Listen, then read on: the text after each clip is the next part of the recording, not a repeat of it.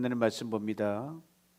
신약성경 에베소서 4장 17절에서 24절 말씀입니다. 에베소서 4장 17절에서 24절 말씀 제가 읽어드립니다.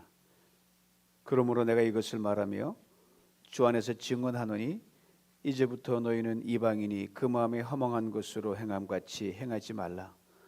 그들의 총명이 어두워지고 그들 가운데 있는 무지함과 그들의 마음이 굳어짐으로 말미암아 하나님의 생명에서 떠나 있도다. 그들이 감각 없는 자가 되어 자신을 방탕에 방임하여 모든 더러운 것을 욕심으로 행하되 오직 너희는 그리스도를 그같이 배우지 아니하였느니라. 진리가 예수 안에 있는 것 같이 너희가 참으로 그에게서 듣고 또한 그 안에서 가르침을 받았을진데 너희는 유혹의 욕심을 따라 썩어져가는 구습을 따르는 옛사람을 벗어버리고 오직 너희의 심령이 새롭게 되어 하나님을 따라 의와 진리의 거룩함으로 지으심을 받은 새 사람을 입으라. 아멘. 날마다 새롭게 우리 2022년 리니브전교회 표입니다. 주보에 써드린 것처럼 2월달 첫 주 이제 입춘을 막 지나고 새로운 시작을 알리는 설날도 지나고 새롭게 되는 그런 다짐하기 위해서 오늘 말씀을 통해서 여러분과 함께 은혜를 나누길 원합니다. 한 어린아이가 주말에 목사인 아빠의 서재에 찾아왔습니다. 놀아달라는 거죠. 설교 준비에 바쁜 아빠가 어떻게 하면 놀아줄까 고민했지만 바쁘니까 이렇게 말을 했어요. 얘야, 아빠가 설교 준비 다 끝난 다음에 놀아줄게. 잠시 갔다 나이가 또 왔어요. 갔다가 다시 오늘 끝나면 아직 안 끝났다. 또 세 번째 와서는 막 보채는 거예요. 때를 씁니다. 고민에 빠진 이 목사님이 자기 서재를 둘러보더니 서재 한가운데 꽂혀 있는 세계 지도를 꺼내서 그걸 여러 조각을 냈어요. 그리고 아이에게 전해주면 이 조각을 다 맞춰오면 내가 너랑 놀아줄게. 아빠는 한참 걸릴 줄 알았죠. 근데 갔다 온 아이가 30분도 못 돼가 다 맞춰가지고 온 거예요. 깜짝 놀란 아빠가 야, 너 어떻게 이걸 다 맞췄니? 누가 도와줬니? 아이가 이렇게 대답합니다. 아빠, 아무도 도와준 사람 없어요. 사실 저도 생판 모르는, 내 나라도 모르는데 아무것도 모르는 세계지를 놓고 포기하려고 했죠. 이렇게 막 하다가 종이 한 장이 뒤집어지는데 거기에 사람의 얼굴이 좀 그려 있더라고요. 보니까 사람이더라고요. 그래서 사람을 맞췄죠. 가지고 이렇게 맞춰 갖고 왔어요. 약속대로 놀아주시는 거죠. 이 말을 들은 아빠가 무릎을 탁 치면서 맞다 이거다. 세상이 바뀌기를 바라기보다 사람이 바뀌고 사람이 변하면 달라진다. 깊은 은혜 가운데서 말씀을 준비하고 아이와 놀아주셨습니다. 그렇죠. 우린 세상이 바뀌기를 원하지만 내가 바뀌면 됩니다. 천지개벽하는 일이 벌어지길 바라지만 사람이 바뀌면 됩니다. 사람이 변화돼 오늘 본문 성경 말씀은 속사람이 변할 것을 우리에게 얘기합니다. 속사람이 새로워질 것을 오늘 본문에게 요청합니다. 23절에 이렇게 말합니다. 오직 너희의 심령이 새롭게 되어. 심령은 어디를 말하는 겁니까? 이해를 돕게 여러분 심령 해부해도 안 보여요. 심령을 이해하기 쉽게 해서 한번 이스라엘 성전 구조를 한번 봅니다. 왜? 성경에는 우리를 통하여 너희가 주의 성령이 거하는 성전이라고 말씀하기 성전 구조를 알면 이 심령의 구조를 알 수가 있기 때문입니다. 이스라엘 사람들이 성전이라고 말할 때는요, 그건 주로 성전뜰을 의미합니다. 큰 성전뜰입니다. 건물이 아니에요. 그래서 예배를 드릴 때 전부 성전 마당에 와서 예배를 드리고 찬양을 하고 거기서 모든 교제를 나눕니다. 건물 안에 들어 예배를 드리는 게 아니에요. 좀 다르죠? 여러분 교황이 신년 강복을 비는 신년 축하 메시지를 전하고 복을 빌어줄 때 그 여러분 베드로 성당 그 앞에 큰 광장이 있잖아요. 거기서 모여서 이 교황의 이 강복을 받을 때 그 모인 그 큰 뜰 그게 바로 이 성전이에요. 거기서 모여서 찬양하고 하나님의 말씀을 듣고 그렇습니다. 그 다음에 성전 뜰 안에 좀 들어가면 성소라고 하는 곳이 있습니다. 그 성소에 바로 제사를 드리기 위한 기구들이 있고 제사장들이 들어가서 사역을 합니다. 거룩한 제사장이 들어간 곳이라 해서 Holy Place, 거룩한 성소라 그럽니다. 좀 더 들어가면요, 지성소, 가장 거룩한 장소, Holy of Holies라고 하는 곳이 있는데 성소 안에 가장 안쪽에 있는 거룩한 곳이거든요. 그 안에 하나님의 말씀이 드린 법궤가 그 안에 들어 있습니다. 자, 이 생각해 봅니다. 성전이 있어요. 여러분이 성전 있고 좀 들어가면 성소가 있고 좀 더 들어가면 지성소가 있습니다.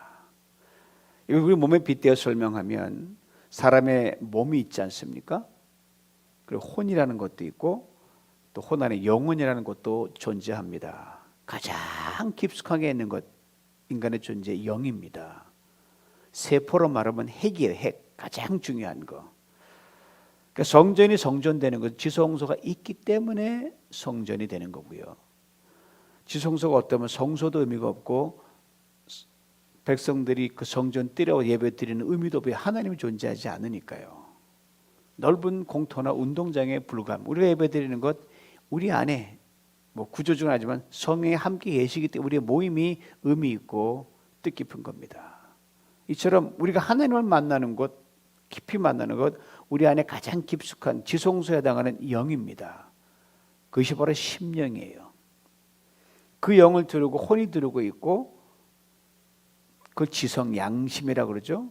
그걸 또 외곽을 두는 몸, 아주 복잡합니다. 이것을 지배구조로 이야기한 몸은 이성의 지배를 받습니다. 이성은 영의 지배를 받습니다. 우리가 병이 들 때는 육체의 병이 든다고 얘기하는데 이거는 정신으로 감당할 수가 있습니다. 정신이 잘못되면 영이 살면 영으로 치료할 수 있습니다. 오늘 아침에 유명한 권사님과 통화하면서 몸무게가 늘어야 되는데 이놈이 과제 딱 있으니까 힘들잖아요. 제가 그래서 선포했어요. 권사님 몸무게 줄고들고 너무 신경 쓰지 말라고. 영이 강건하면 이게 몸무게 부정을 누를 수 있습니다. 아멘. 그러니까 아멘하고 간절히 기도하고 예배 시간에 봅시다. 그리고 왔어요. 그거예요. 자, 근데 영이 병들면요 치료할 길이 없는 거예요. 이 영이 병들어 있는 상태로 오늘 보면 이렇게 설명합니다. 구습을 따르는 옛사람. 구습 옛날 습관입니다.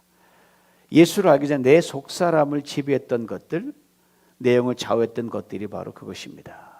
오늘 보면 구습에 대해 아주 자세하게 설명해 줍니다.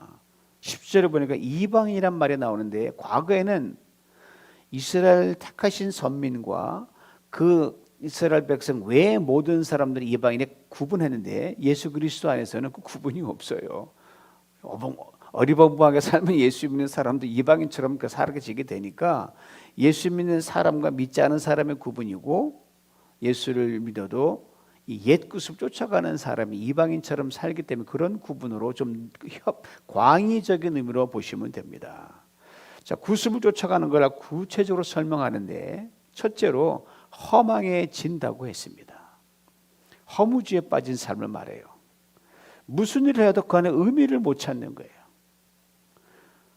목적이 뚜렷하지 않은 걸 말합니다. 여러분 살아가면서 목표가 있죠? 목표 가지고도 안 됩니다. 목표는 바로 앞에 있는 목표를 정해져 저 멀리 있는 저 끝에 있는 움직이지 않는 그게 목적입니다. 그래서 목적주의로 사는 사람이 잘 사는 사람이에요. 목표는 있다가도 없어지기도 하고 성취되기도 하도 안 되기 때문에 목적이 뚜렷하면 앞에는 목표가 흐려도 능히 감당할 수가 있습니다. 신앙생활은 거창한 것처럼 보이지만 아주 심플합니다.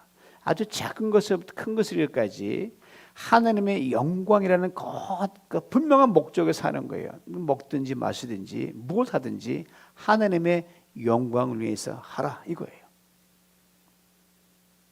오늘 뒤에 우리 김경수 우리 집사님이 우리 점심 먹을 그 좋은 도시락을 갖고 왔잖아요.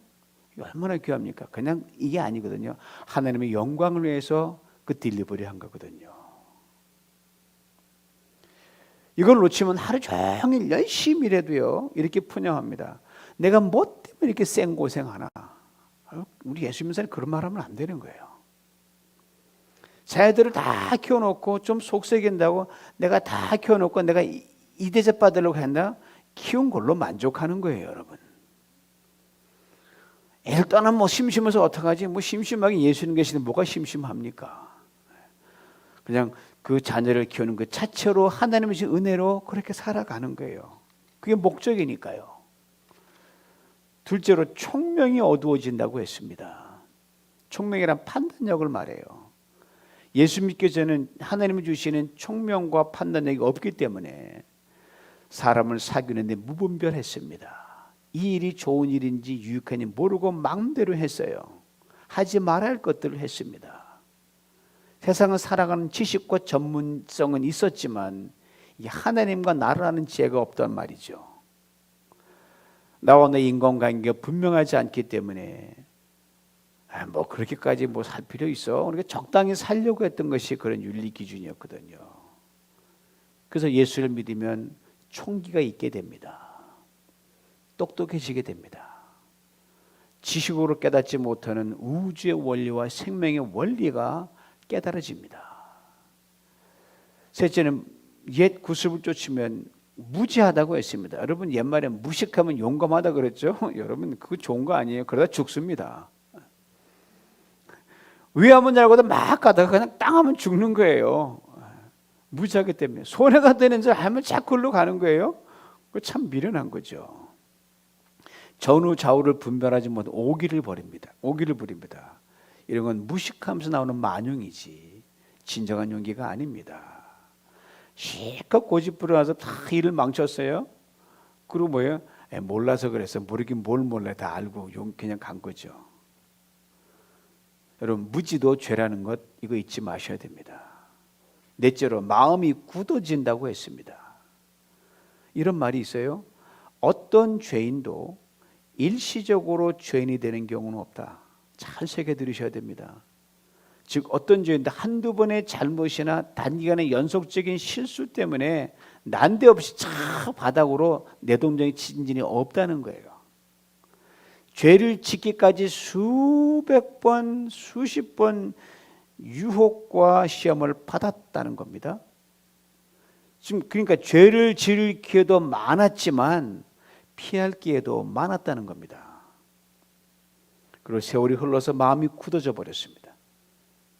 동일한 욕이 찾아왔을 때 완전 무방비 상태로 열려 있는 겁니다. 마음대로 갖고 놀 수 있는 그 정도가 돼버린 거예요. 그리고 성경 우리에게 이렇게 일깨워줍니다. 히브리서 3장 13절입니다. 오직 오늘이라 일컫는 동안에 매일 피차 권면하여 너희 중에 누구든지 죄의 유혹으로 완고하게 되지 않도록 하라. 서로 세워줘야 되는 거예요. 여기서 굳어준다는 말의 의미는요, 화석화된다는 말은 원래 돌이 아니었는데 시간이 지나면 돌처럼 딱딱해졌다는 거예요. 제가 한번 작년인가 담석 때문에 한번 응급실에 갔다 온 적이 있거든요. 제 몸에 무슨 돌을 먹지도 않았는데 기름기가 들어가서 오랜 시간이 걸리면요, 요놈이 딱딱한 돌이 되어가지고 아주 무섭게 되는 거예요. 그런 마음을 항상 부드럽게 하여 항상 돌이킬 수 있도록 마진을 확보하는 것이 그 무엇보다 필요합니다. 다섯째로 무감각해진다고 했습니다. 마음이 굳어지게 되면 자연스럽게 따라오는 현상이 무감각입니다. 감각이 무뎌져서 무슨 충고를 해도 듣지를 않습니다. 아무리 끔찍한 사건을 보고도 무덤덤합니다. 깨닫지 못합니다. 주님 말씀대로 귀가 있어도 듣지 못합니다.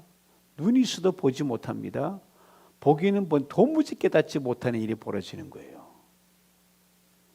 이 무감각했다는 이 말의 원문의 시제가 완료형으로 되어 있거든요.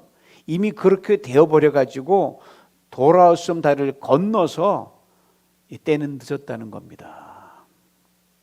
여섯째로 방탕에 방임했다고 했습니다.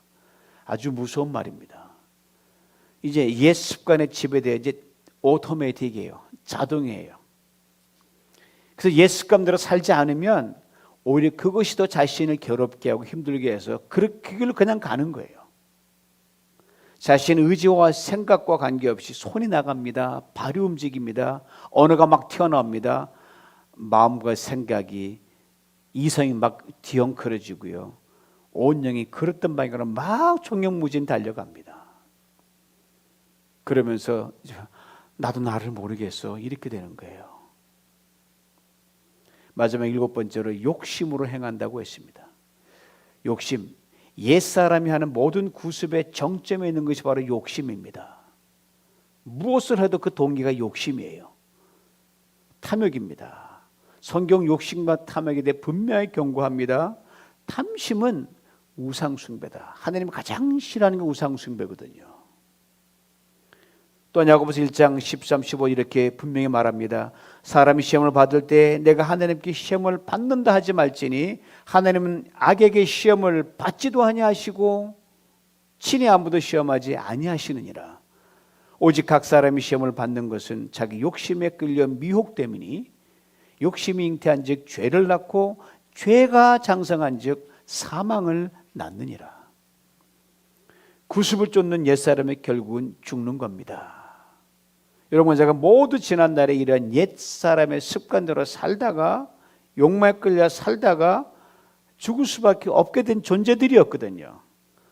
예수 그리스도 십자가의 대속의 은총으로 절망에서 소망으로 나온 존재가 됐고 저주에서 은혜로 바뀐 존재가 됐고요. 사망에서 생명으로 옮겨진 바 된 존재가 우리들입니다. 우리는 구원을 얻은 것입니다.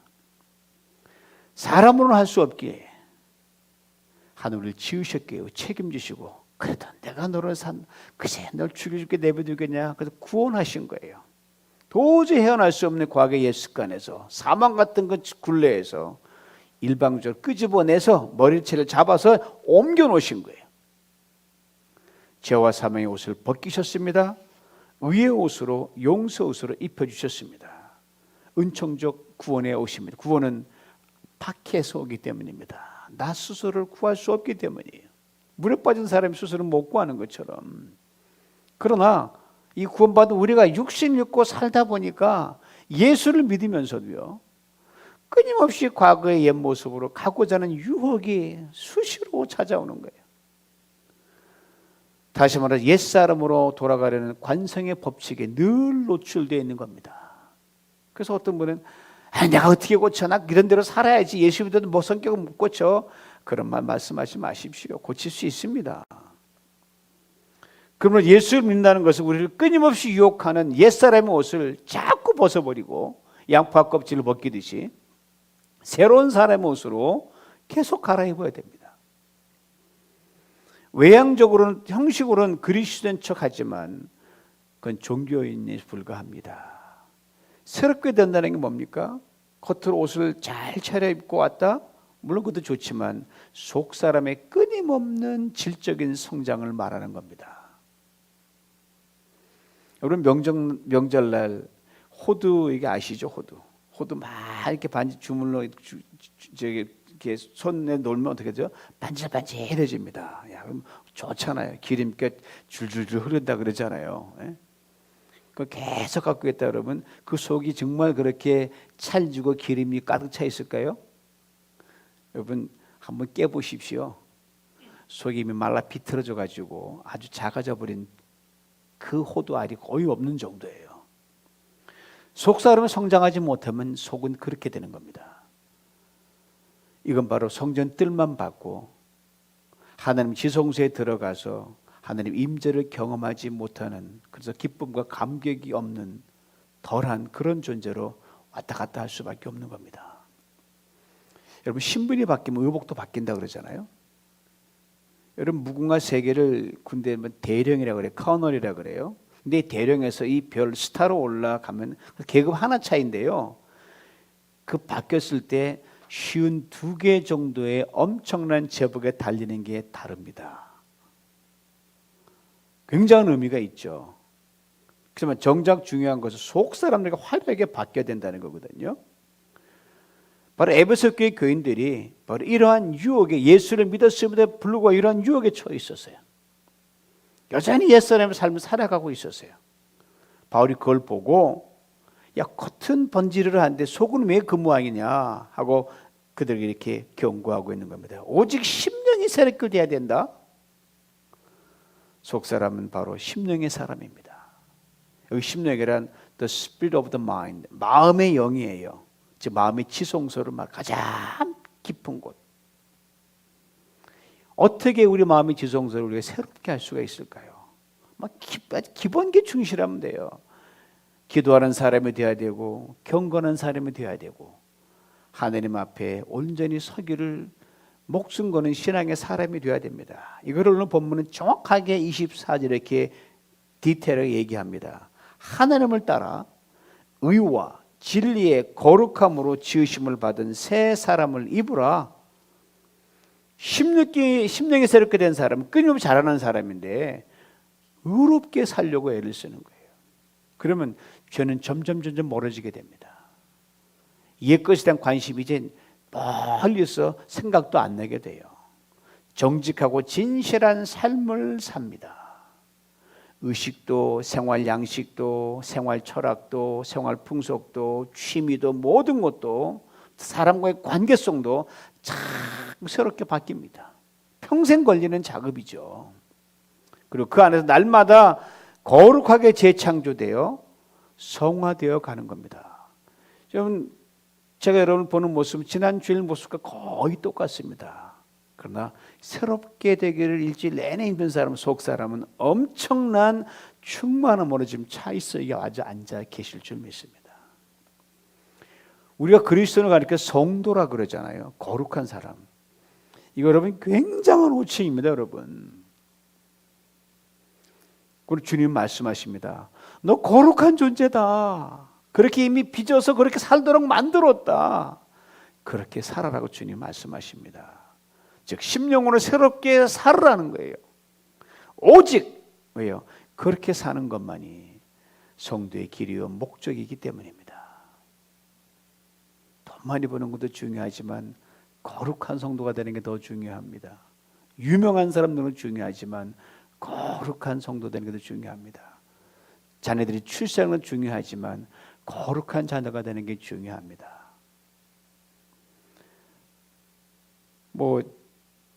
저희 집 거실에 유명한 화가 밀레가 그린 만종이 걸려 지금은 다른 걸로 프레임으로 바꿔놨지만 물론 진품은 아니죠. 그걸 볼 때마다 저는 저절로 하나님 앞에서 우리 신앙인의 모습이 어때 하는지를 늘 생각하고 도전하게 됩니다. 만종, 천재적인 이 밀레가 어느 날 붓을 두고 탁 휠이 꽂혀서 한 번에 그린 화포 그린 그 그림이 아니에요, 여러분. 원래 밀레는 전공이 누드화가 전공이었습니다. 관능적인 그림으로 상당히 인기가 높고 돈도 많이 벌었습니다. 그러나 젊은이들이 대화를 나누는 거 우연히 이 밀레가 듣게 됩니다. 젊은이들이 모인 따라 온갖 이야기들이 주고 가면서 거기다가 재담을 섞어가면서 이런저런 좋지 않은 걸쭉한 얘기도 하고 막 큰 얘기를 오고 가는데 그래도 어느 젊은이 하나가 밀레의 누드화를 싹 보더니 저주를 퍼본 거예요. 하나님이 주신 이 엄청나고 귀한 재능을 이런 누드화를 그리는 데 사용하다니 그놈의 손 문드러져라. 그걸 곁에서 이 밀레가 들은 거예요. 충격을 받았습니다. 그리고 뼛속 깊은 가운데 결심을 했습니다. 이제부터는 내가 어떤 일이 있어도 내가 주신 하나님의 재능을 오직 하나님을 높이는 데만 사용하겠다. 그리고 집으로 달려가서 아내를 붙들고 이렇게 말했습니다. 여보, 내가 굶어 죽어도 아무리 어려워도 난 깨끗한 그림만 그리겠어. 어떤 일이 있어도 하나님을 기쁘게 하는 데만 내 재능을 사용하겠습니다. 그 아내도 이 밀레의 말을 듣고 너무너무 뜰 듯이 기뻤습니다. 그리고 아낌없는 격려를 해주었어요. 구습을 쫓아 살던 옛사람을 버리고 하나님 앞에서 결단하고 심령으로 새롭게 된 밀레가 그려낸 작품이 바로 만종입니다. 서양에 지났던 전원의 저 들녘에서 소박한 농부 부부가 저 멀리 보이는 교회를 뒤로 하고 서 있습니다. 하루가를 마치면서 각각 손을 모으고 하나님께 감사 기도를 드리고 있는 모습을 그려냅니다.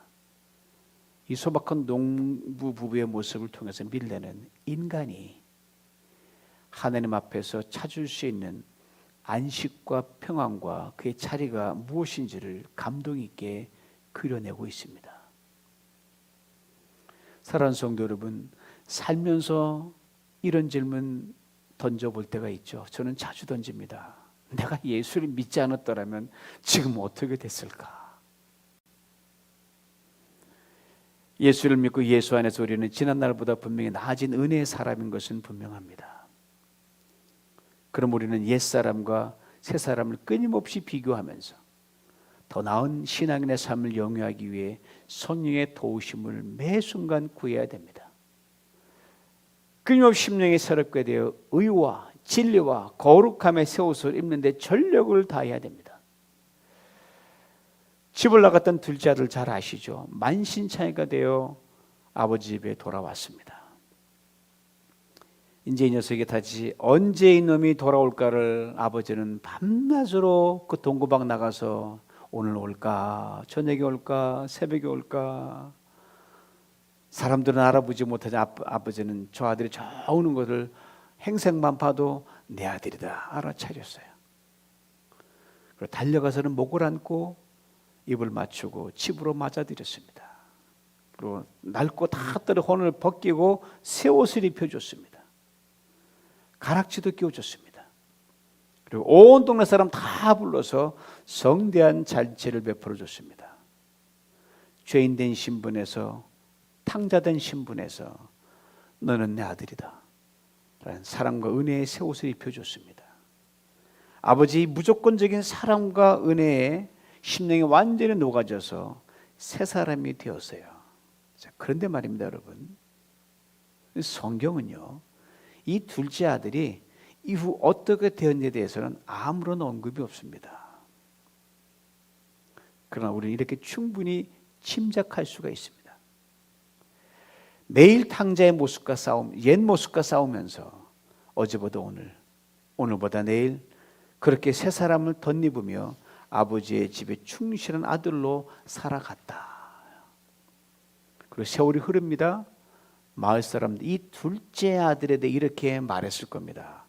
와, 탕자가 성자가 되었구먼. 이 소리 한번 듣고 싶지 않으십니까? 하나님은 여러분과 저를 다 아시는 분이십니다. 우리의 겉도 속도 영혼 깊은 은밀한 곳까지 다 알고 계십니다. 지금 무엇으로 힘들어하는지 알고 계십니다. 무엇 때문에 자주 넘어지는지도 알고 계십니다. 옛사람 유혹에 자주 넘어지는 것도 알고 계세요. 그러나 우리를 또 부르십니다. 이렇게 말씀하십니다. 오직 너의 심령이 새롭게 되어 하나님을 따라 의와 진리의 거룩함으로 지으심을 받은 새 사람을 입으라. 이 새 사람을 매일 입으면서 주님 보시기에 야, 너 어제보다 오늘 성자가 됐구나. 그런 칭찬받는 우리 모두가 될 수 있기를 주님 이름으로 축원합니다. 전능하신 하나님 감사합니다. 우리 주님 먼 장래에 오실 때 그때 안에 우리의 매일 새 사람 던진 그 모습으로 살아가는 그 중에 흠없고 티없고 깨끗한 모습으로 주님 만나는 우리 모두가 되게 하여 주옵소서. 이제 오늘 이후 나가는 모든 우리의 삶 매일매일이 새로워져서 분투 옛사람과 싸우지만 어제의 사람 오늘의 사람으로 다음 주에 이 자리에 볼 때는 오늘의 모습은 새로운 모습으로 만나는 우리 모두가 될 수 축복하시고 이 새 사람 덧미는 이 일에 모두가 협력하여 힘껏 세우는 우리 누비전 공동체 되게 만들어 주옵소서. 누구든지 공동체에 들어왔을 때 새 사람으로 바꾸는 놀라운 역사와 기적이 있게 하여 주옵소서. 예수님의 이름으로 기도하옵나이다. 아멘.